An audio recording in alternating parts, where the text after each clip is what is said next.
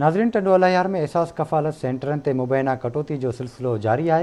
बेराड़ी में ईंदड़ औरतूं निटण उस में दरबदर आहिनि। इन हवाले से डीलिंग ते मौजूद है गुलाम रसूल नड़ियो। जी गुलाम रसूल। जी बिल्कुल, इन वक्त एहसास किफ़ालत सेंटर ते मौजूद आहियां। हिते बाराड़ी खां ॻोठ ज़िले जे मुख़्तलिफ़ ॻोठनि खां जेके औरतूं आहिनि हिते एहसास किफ़ालत जी जेका रक़म आहे कढाइण पहुतियूं आहिनि, पर हिते जेके के बि सहूलियतूं मौजूदु न आहिनि। हिते जेके औरतूं आहिनि 5 ॾींहंनि खां जेके दरबदर थी रहियूं आहिनि, पर हिते एहसास नाले का शइ नज़र नथी अचे।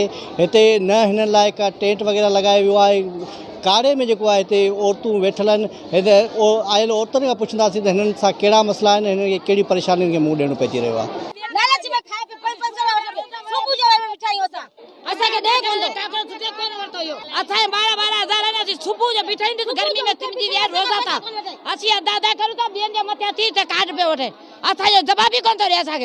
दिनों उते रखियो थी चाहे तंहिंजो अंधो थियो माथे में चकरा से रोज़ा उन पासे अचां त मूंखे पैसा ॾे। असांजो काड़ो वरी मुंहिंजे मुंह में उछलायो। कटिन में सभिनि खे ॾियनि पिया, कटिन में तॾहिं शफ़ारत ते ॾियनि पिया पैसा। पर 500 सभिनि खे वठनि कटिन में तॾहिं ॾियनि पिया पैसा। ओ दर्जे ॿाहिरि कटियो पोइ विया ॾियनि पैसा।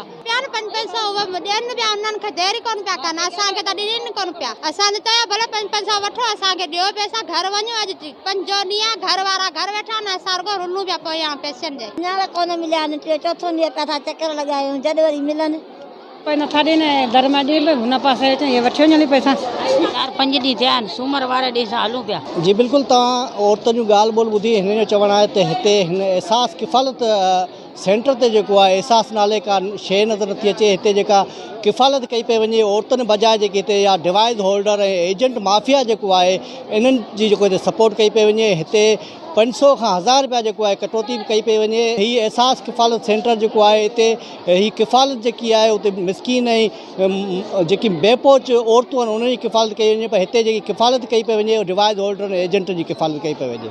जी।